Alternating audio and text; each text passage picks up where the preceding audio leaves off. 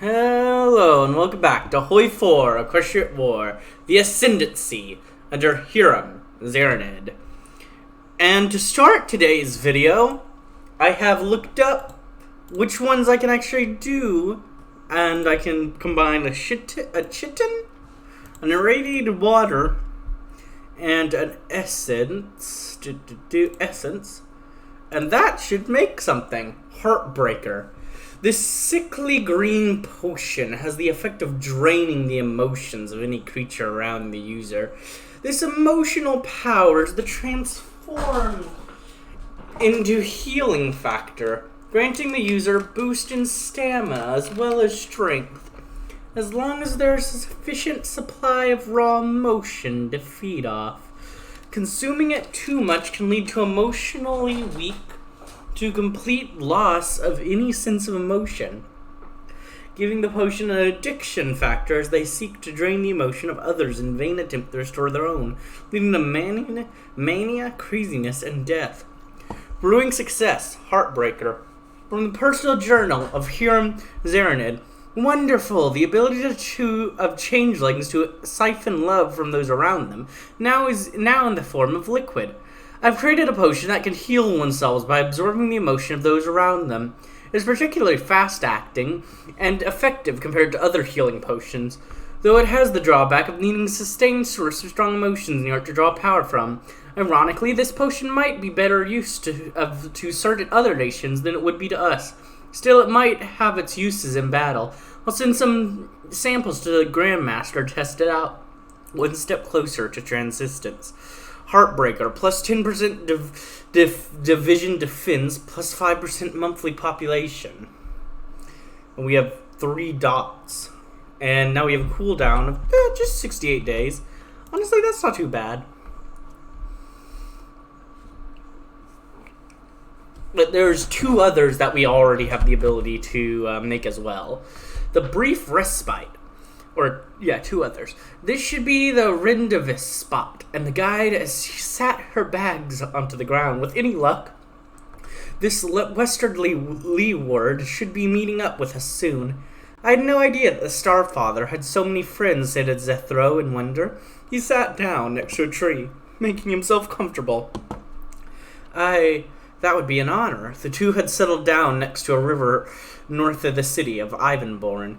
The territories of Wittenland were a treat to wander through, with many of the talented ponies showing the 2 travelers the wonders of the Wittenlandic traditions. The best part was the local food, which was simply heaven. However, their mission remained. They had made arrangements to meet with one of the Starfather's pen pals, and so here they waited until the appointed time came and went, with no sign of westerly leeward. Range, where are you? Don't have you in my notebook yet. Westerly leeward, where are you? Also, unlike them, you didn't get X'd out. You're just still on our side. You're not a traitor. Flames of a feather. With a sigh, the 2 zebras picked up their bags. They'd have to find the next ingredient without Westerly's help. The next few days were spent wandering around and chasing rumors of where the mythical phoenix might live. So rare were the creatures that they were not more than a few dozen confirmed sightings of them in recorded history, at least in the wild. After the 4th day of searching, exhaustion began to set in for Zethro, causing him to trip. Maybe we'd be better off trying to find one in a zoo somewhere. The guide stopped to help Zethro get back on his hooves. The phoenix is here, I know it. I mean, we could go back to Equestria. The princess does have one. So, I mean, I feel like that would be more dangerous, trying to steal the princess's phoenix. But, you know, it's an option.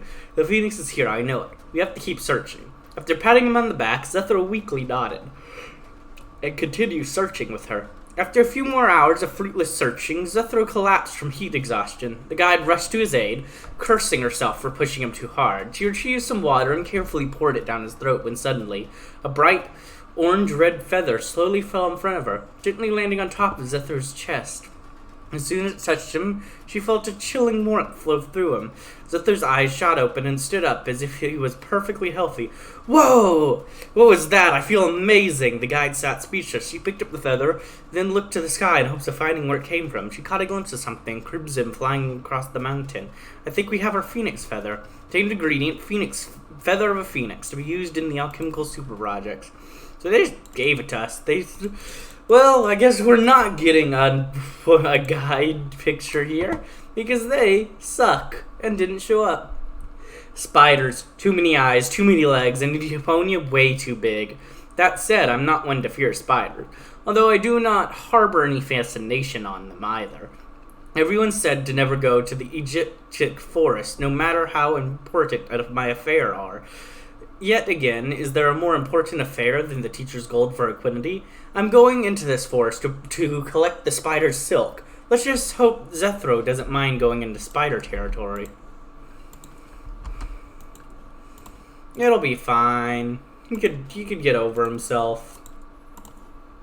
I mean, it's for the master, so if you can't do it for the masters, you can't do it for anything.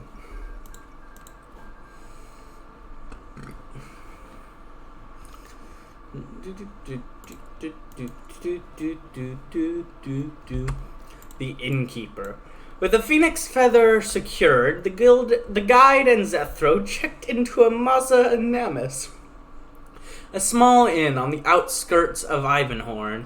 They were greeted by a lone stallion who, despite the ghastly scars across his body, maintained a cheerful demeanor towards his visitors. After being given the keys to their rooms, the two began to head upstairs. However, Zethro paused to take another look around the place. The longer he looked, the more perplexed he became. The architecture, it's not Wittenlandic. The innkeeper placing his stuff on an old desk. You've got a sharp eye. I mounted this inn after my old house in visit. Is that a place? It is. Oh wow, you're a long way from home, and you're from Griffin territory. The guide stopped walking up the stairs, suddenly interested in listening to the conversation. Hey, well, you're actually in pony territory. You actually used to be coming from pony territory now. Good for you. Zethro's eyes lit up. The Zartave region? They always had such an interesting culture there. His light-hearted expression vanished as he remembered one crucial detail, but the Griffins ruined it, like they do to everything. Yes, though, the innkeeper's breathing became slightly ragged. There are a few good ones. Impossible. Impossible, the guide cut in. The avians knows only deceit and desires only to serve their own. The innkeeper's coughing subsided, though he leaned onto the desk for support. He took a long look at the guide, seeming to consider how hostile a reaction had been to his comment. You both seem to have come a long way. Would you be interested in hearing a tale about what Griffins did to this old tired stallion? Zethro looked to the guide, who gave a terse nod. The innkeeper smiled. Then let me tell you a story that I feel you need to hear. A painful past. Please don't kill this innkeeper. Please don't kill this innkeeper for, being pro-Griffin or something. Please, I don't want to murder this poor man. The innkeeper began to speak with a wistful psalm tone. Stupid itch. Many years ago, my family and I were living happily in the county of Longsword. It was peaceful. Every pony was friends with every griff, and every griff helped out at every pony. That changed when the griffin named Paulus Desktalon took control of Longsword. He and his reformistine he served began to implement several harsh policies towards ponies. It came to be known as the Longswordian Genocide, as Desktalon sought nothing less than total extermination of pony kind. My family and I, along with hundreds of other ponies, were brought to a concentration camp. The reformistine told us that we were going to be deported, but every pony knew why we were really there. They were going to execute us, all of us. And we would have been killed too, had it not been for... Zalmair's demons have hurt you, the guide gritted her teeth in righteous anger. Know that we will return the pain they have inflicted. The innkeeper slammed her hoof onto the table. Quiet, young mayor. Have you no manners? I'm telling a story. Quiet, young mayor. Have you no manners? I'm telling a story. He paused, waiting for the guide's response. She stared daggers at him, but said nothing. As I was saying, we would have been shot, but then a miracle happened. One of the Reformistine officers conspired to save us. No, don't open your mouths until I am done. Her name was Raga Andres. She was rather not much older than you, young mayor, and she was a very promising soldier in the Reformistine. Raga was well on her way to becoming a general, and she was assigned to carry out the latest batch of executions. She oversaw our camp. When the time came to light us up against the wall, she stopped. For a solid minute we waited there, wondering what our fate would be. She stared directly at us, at me, and my family, who by the grace of Vereen had kept us together to this point. Rhaega then suddenly ordered the other Storm Machine Griffins to leave, claiming she wanted to do the deed herself. The innkeeper paused to clear his throat, then continued. Oh boy, please don't kill this person. The innkeeper left. Okay, that's all I need to know. Real power. They all left, leaving Rhaega alone with around 200 prisoners. She undid our latches and ordered us to flee while we could. We escaped, all of us. Years later, I tried to contact her, but I learned that she had been tried for treason and shot the day after she freed us. The innkeeper opened the desk and retrieved a photo. I actually opened my desk and took out a piece of paper, by the way. I don't know why I get so into the bit. Offering it to Zethro and the guide examined the photo. It depicted a young griffin and pony hugging one another. I also found out that she used to be a close friend of my late son before she joined the Reformistine. Even though she made many terrible choices in life, in the end she chose to be a hero. The guide stared at the photo. This didn't make any sense. The creatures of Zalmar weren't like this. It wasn't possible for them to be so selfless. There had to be something else, another fact, and this sign must have been lying, but he wasn't. She could tell. Her rose shook. The story in the photo were maddening in contradiction to everything she believed with. There wasn't... You can keep the photo. The guide froze. Her eyes darted to the innkeeper, who simply smiled at her. Zethro sensed the tense atmosphere and quietly excused herself to go to sleep. After he hurried up the stairs, the innkeeper continued, You have a lot of pain in your life. You look like the type that hides that pain by pretending to be powerful, by hurting those who disagree with you. But let me tell you, real power is when you have every justification to kill, and you don't. The guide was silent. But hey, I'm just a tired old stallion who talks too much. You have a good night, okay? The innkeeper left, leaving the guide alone with cracks in her foundation. Ooh, she will remember this. Oh, I'm loving the guide and how she's actually changing and growing. Oh, it's so interesting. Okay, we need to unravel this avian lie before I go insane. Oh.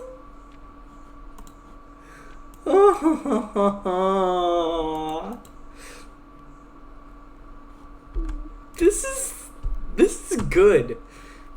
Oh, well. Okay. I'll try again. I made it to the end. I just didn't make it past the end of the place we're going. Makes sense, I suppose. Man. I love this. Okay, the Scholarics of Equinety. The journey that will lead us to transcendence is one built on the foundation of knowledge. Thus we must ensure that only the equines of gold manage our scholarly pursuits, as is the right of their caste. And the last thing I believe gave us Seekers of Truth, Lesson of the Father, number 5. The avian and the crypto-avian will work against the equine openly in the shadows. Thus Equinety must meet this corruption and counter it. Wherever its source, both within and without, the corruption of Zalmar must be purged. Look, I'm not playing as you anymore. I'm playing as them. I'm playing as the guide, okay? That's my personal character in this. Why? Because they're more fun. And by fun, I mean they have a much more interesting character than you. They're my favorite thing. Honestly, this book might be my favorite thing about this whole mod in general now. Like, I love this mod, don't get me wrong. That's how crazy this is that this is my favorite mod, and that's my favorite part of this entire mod I've seen so far, in general. The Spider's Web. The journey to the Edgesic forest was a quiet one, where Zethro could tell that the guide was bothered by what the innkeeper had said to her, but she had refused to talk about it. He wondered about his own past and considered the possibility that, no, he didn't want to think about it. Best to focus on the task at hoof. The chirping of birds and the wildlife were eerily absent as they entered the Edgesic forest. The gigantic winding trees curved into one another, forming an ominous covering that let only tiny amounts of light through. They were forced to use lanterns to see where they were going. Zethro found that he was having trouble keeping up with the guide. Just before she left his field of view, he called out to her, "Wait, don't you know what's in here?" The guide halted in her stride, then broke her long silence. "The next ingredient. It's ahead. I can feel it. That's precisely why we need to be careful. The Indrik spiders are terrifyingly fierce, and you're going after the silk of one of their queens. I don't think becoming lunch for them is going to help the Starfather." She stared at him with a determined look on her face. "They won't bother me. If you keep up, they won't bother you either." "How do you know that?" said Zethro as he rapidly looked around, his weird spider setting in. Instead of answering, the guide headed deeper into the forest. Zethro struggled after her, trying desperately to not lose sight of the guide. Not too long after, he noticed that the trees they were passing had silk on them. He made the mistake of looking up, only to see dozens, perhaps hundreds of giant spiders crawling around on webs and tree branches above them. Though he was petrified to the bone, he didn't dare stop moving.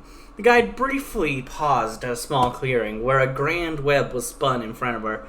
It was taller than any building she'd ever seen, and in the center of it laid a behemoth of a spider surrounded by countless eggs. It sat perfectly still, watching her every move. The guide approached a small section of the silky web and quickly cut off a part of it, then turned to leave as calmly as she entered. True to the guide's claim, the Spider Queen did not bother her. Contained ingredients silk of the Edgesic Spider Queen to be used in alchemical super projects. Alright. Oh, wait. Oh, we're still not done yet with the event train. Okay, every time before when we get an item, we click on a new location. That was really, that really changed the norm. Okay, now that we're out... Okay, now that we're out of that horrible forest, are you going to tell me what's going on? Asked Zethro with half fear, half uncertainty in his voice. The guide threw her head back and looked to the sky. It was a beautiful day, with sparse clouds slowly moving across the vast expanse above them. She sighed and lowered her head, but did not turn to face Zethro. "You are an equine of silver. You know better than to talk to me like that." Fine. I'm just worried you're not usually like this." The guide turned to face her companion. "What do you think of the avian, Zethro?" Despite her neutral expression, her eyes seemed to pierce deep into him. Zethro wondered if this was a test, but something seemed off. "The avian is a creature spawned of Zalmar, who seeks to corrupt and destroy the equine." She shook her head. "No, I'm not asking what the Ascendancy thinks of the avian. I'm thinking what you think of the avian." Zethro paused. He closed his eyes and took a deep breath. "I used to have a griffin friend when I was younger. He was the only griffin that I actually got along with. We even traveled across Griffonia together. He was always good to me, but we ended up parting ways when we both decided to settle down. I went to Zebrica. He stayed here. Despite my attempts, I never could find peace with myself. One day I heard of the teachings of Starfather and knew that was my purpose in life, to help destroy the avian. I followed the path I've been asked to walk, but sometimes I wonder if there are avians that have escaped the influence of Zalmar. Avians that are good. You know that such a thought is heresy in the eyes of the Ascendancy." He stood silently for a moment. "I do." The wind began to pick up, blowing leaves between the two. The guide turned away. "We have to make another stop in the northeast, near the Nembusian coastline." "Wait, why? The next ingredient on the list is the hill ponylands of the west." "I have a feeling that there's another one we're missing." Alright, Nimbusia. I was supposed to start my trek to the Whitetail Mountains to the northwest, yet there is a nagging feeling telling me to head to Nimbusia. It's the guidance. It has never failed me, and so I shall trust its judgment. I am irritated that Zethro does not believe in the existence of my guidance, but I've managed to convince him to come with me. After all, he doesn't have anywhere else to go. Off to Nimbusia. Alright. Cooldown's almost over, and I can do the second one that I know I can do. Oh, what's up? I can hire another operative. Explosions are fun, so I'll hire you. Everyone loves explosives, and if you don't, then I think you're a bit of a weirdo.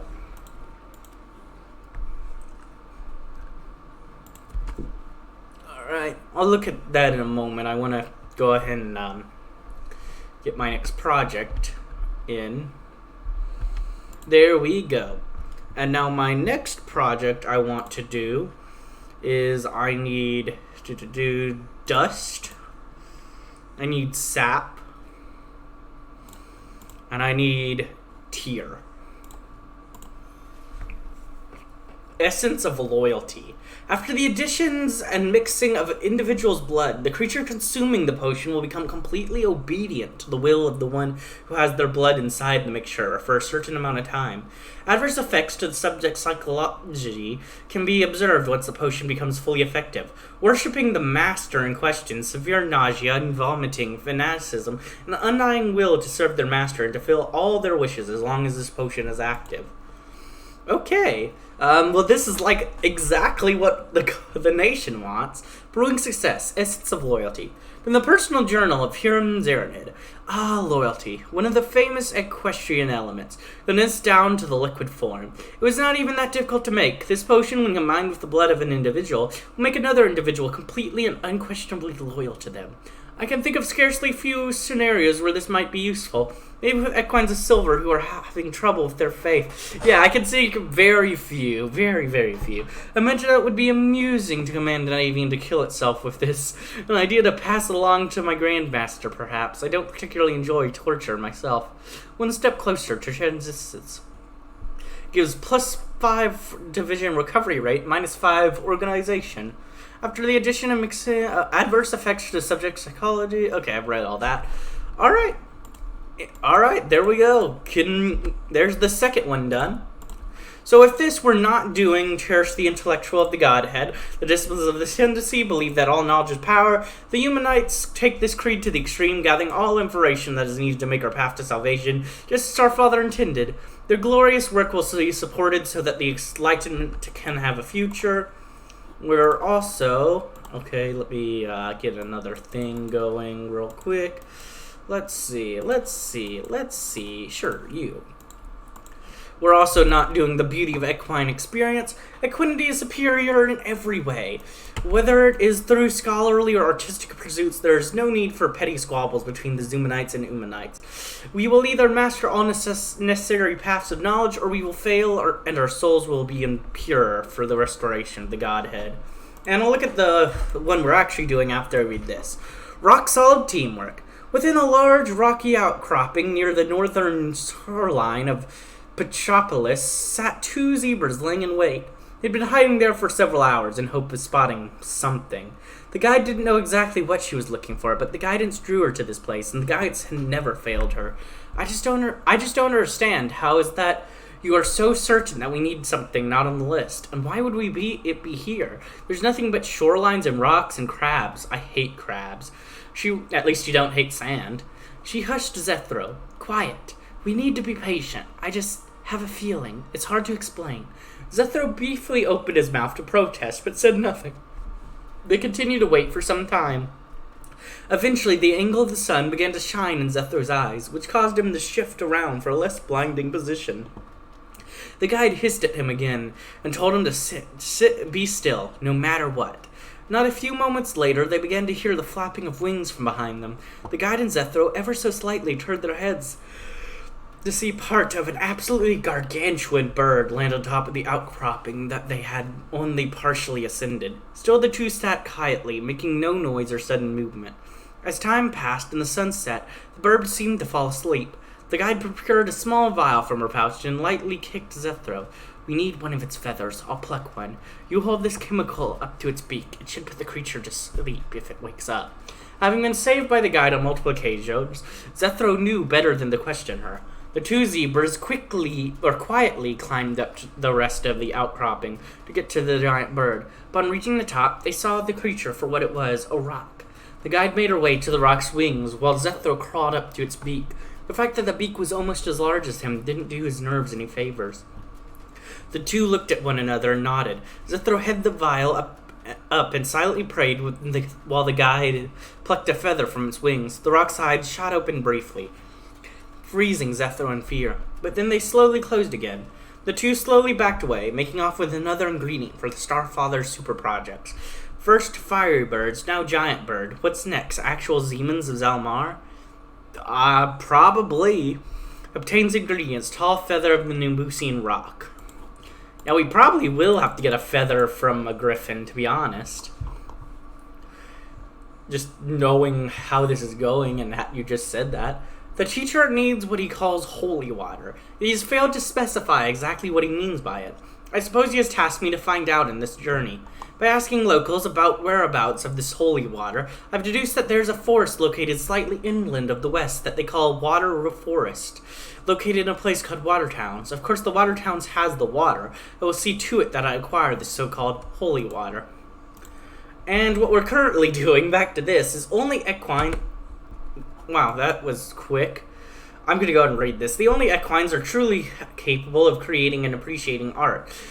In order to emphasize this fact, we must support the new Zumanites. With their mastery over the arts, we will surely be able to bring about a glorious age of beauty once the Godhead is restored. The captivating captain. Welcome aboard, cheered the stubby changelings as he helped her passengers step onto her rather cramped ship. The guide and Zethro set their bags down and slightly agreed with one another to never cheap out on chartering a boat again. The changeling either didn't notice their dissatisfaction or pretended not to, for she happily hummed a tune while preparing her trusted dinghy for the voyage ahead. Without thinking, Zethro burst out. You seem awfully friendly compared to most changeling. Almost too friendly, added the guide with a hint of distaste. I recently had a poor experience with your kind. The changelings didn't seem bothered at all. Oh, I get that a lot. Don't worry, I'm not gonna suck you dry or anything. This is just how I am. Though trade has been rough ever since what has happened back in Blossomouthport. Oh, sorry, I tend to get caught up with the past. Anyways, you're both going to the port of Blackwater, right? Yes, answered the guide. Then after a moment's thought, she added, Actually, could you take us to the northern Ponylands around the Dread Peninsula to Everfrost? We could quickly pick up what we need there, then take your boat back. We'd cover any additional expenses, of course. The changing smile disappeared as she shook her head. Sorry, I maintain a strict no-go to the waters around there. The Dead Sea is filled to the brim with all sorts of nestles. My ship isn't big enough to ignore them. The farthest I can go is Blackwater. Just as quickly as her smile had vanished, it was back again, with even more splendor. Don't worry, though. It's really pretty this time of year. Blackwater is, then. As the ship set off, the guide and Zethro looked over their map. They only had 3 places left to visit, but all of them were quite far away. Zethro scratched his muzzle. The next item should be in the Hill Ponylands. After that, we'll need to make a harrowing trek into the Whitetail Mountains, then to the frozen lands north of that. Just a few more ingredients. But I think this is a good time to go ahead and end this episode. If you enjoyed, like, comment, subscribe, and hit the bell button. And as always, peace.